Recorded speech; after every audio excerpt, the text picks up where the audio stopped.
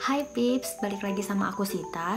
Jadi akhir-akhir ini aku tuh sering banget dapet DM dari teman-teman yang terima kasih juga sudah nonton YouTube aku.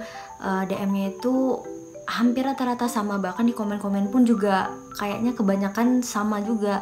Pada nanya, aku tuh nggak suka kimia, kira-kira aku bisa nggak ya masuk farmasi. Aku tuh kurang suka sama kimia, tapi orang tua aku suruh masuk ke farmasi. Terus juga ada yang bilang, aku tuh nggak suka sebenarnya hal-hal yang berbau IPA gitu, tapi aku disuruh orang tua aku masuk farmasi. Terus ada juga yang bilang, aku dulu anak SMK farmasi kak, tapi aku ragu buat masuk farmasi lagi karena aku udah tahu pelajarannya gimana, tapi takut sayang sama ilmunya. Jadi nanti aku bakal kupas satu-satu ya.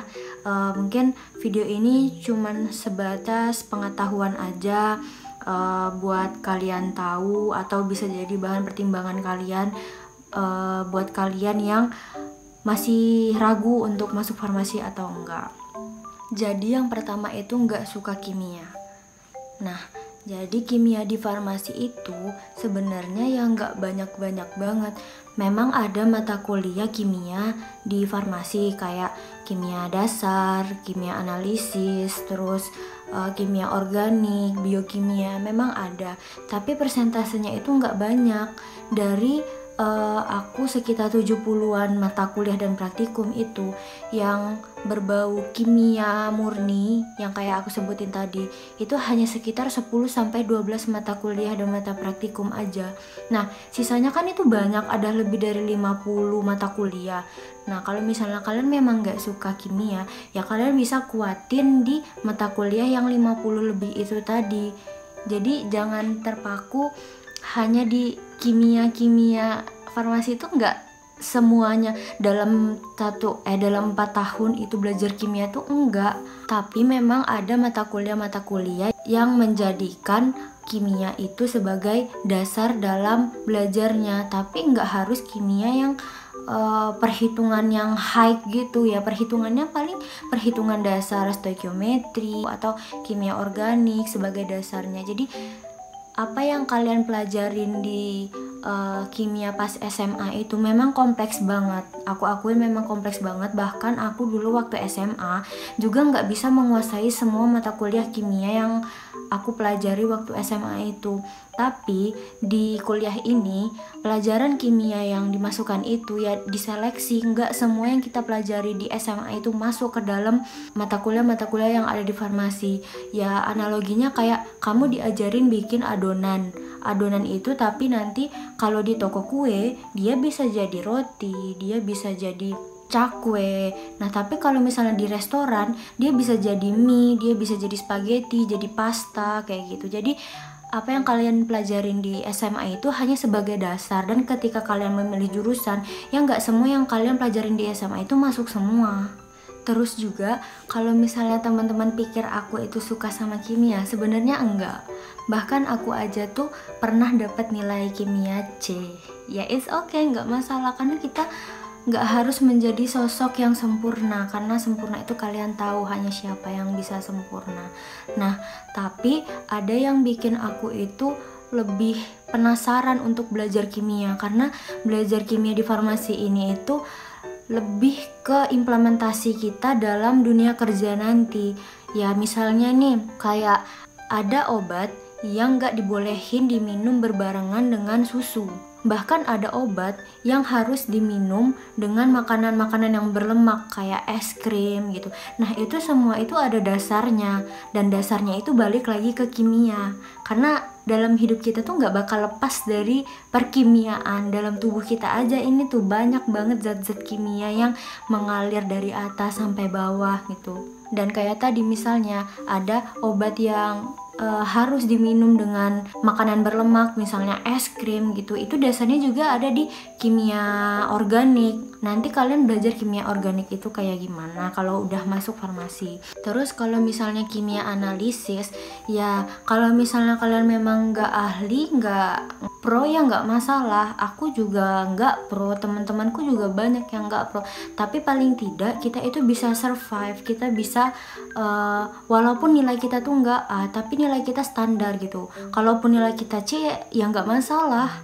karena ya mata kuliahnya kan cuma berapa SKS dibandingkan dengan mata kuliah yang di luar perkimiaan ini. Terus juga coba deh kalian lihat nanti kalau kalian mau masuk ke farmasi itu buku panduannya ada nggak mengharuskan mata kuliah kimia itu harus dapat A. Nggak ada yang mengharuskan.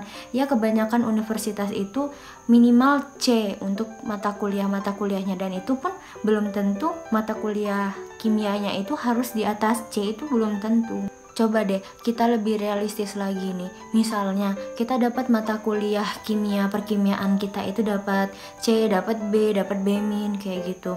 Dan menjadikan IPK kita itu nggak cum laude. Nah, coba deh kita lihat di lowongan-lowongan pekerjaan kefarmasian. Itu nggak ada yang mengharuskan IPK itu cum laude. Bukan IPK yang menjadikan patokan. Paling enggak kalian itu menguasai. Bukan kalian harus cum laude, nilai kalian harus A, kecuali kalau kalian memang mau kerja di bagian-bagian analisis kayak gitu. Tapi kalau kalian gak suka kimia analisisan yang perhitungan gitu kan gak mungkin juga kan kalian cari kerjanya yang kayak begituan.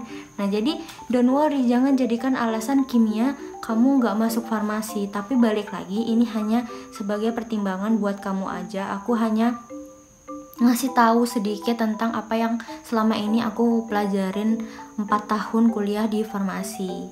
Terus buat teman-teman yang ragu masuk farmasi karena disuruh orang tua, karena memang bukan passionnya, atau bahkan sudah pernah di SMK farmasi tapi ragu untuk lanjut. Kalau teman-teman tanya sama aku lebih baik lanjut atau enggak, masuk atau enggak, aku nggak tahu, karena yang tahu kemampuan diri kalian itu cuman kalian sendiri.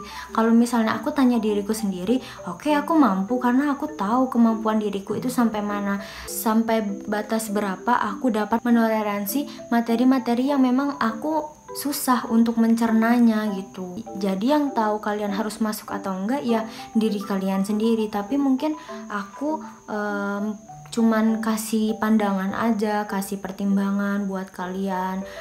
Yang perlu kalian lakuin itu yang pertama itu kalian harus tahu diri kalian sendiri. Misalnya nih kayak ya dulu mungkin pernah aku ada di video sebelumnya aku kasih tahu kalau aku tuh tipe belajarnya yang kayak gimana, dan kamu cari tahu juga farmasi itu belajarnya seperti apa aja, materi-materinya seperti apa aja. Kira-kira kalau kamu pelajarin itu, kamu itu bakal susah atau enggak kalau kalian mempelajarinya. Dan kalian juga harus tahu sebatas mana kalian bisa menoleransi pelajaran-pelajaran yang memang gak bisa kamu kuasain gitu.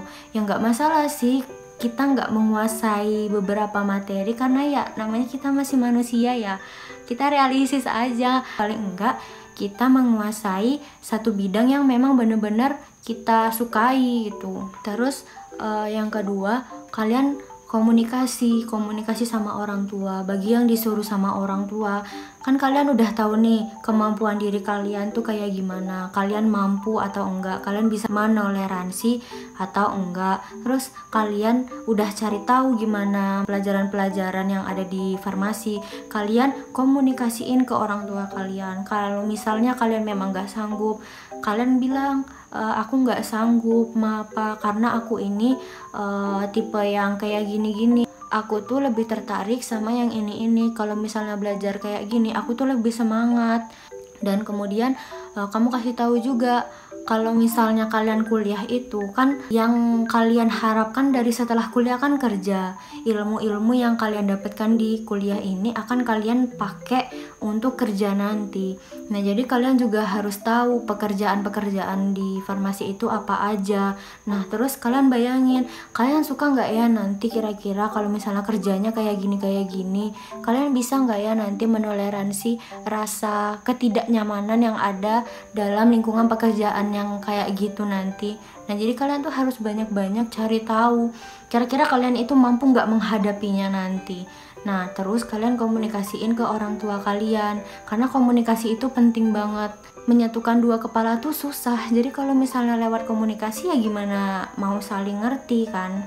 Dan yang terakhir ya kalian doa, terus kalian sholat istiqoroh, kalian minta diberikan petunjuk sama Allah. Kira-kira kalian mantap nggak ya hati kalian masuk farmasi, atau bahkan nggak mantap, atau kalian memang pengen banget masuk farmasi tapi orang tua nggak setuju, ya doa semoga orang tuanya dilembutkan hatinya. Atau nanti kalau misalnya orang tuanya maksa buat kalian harus di farmasi, ya kalian berdoa semoga orang tua kalian itu lebih dibukakan pikirannya gitu. Tapi dengan kunci sebelumnya kalian sudah komunikasi dulu sama orang tua kalian gitu. Ya, aku harap jangan sampai ada orang-orang yang bilang saya nyesel di farmasi, saya nyesel di farmasi. Karena ya memang farmasi itu berat pelajarannya ya, karena kalian kan harus mempelajari banyak hal.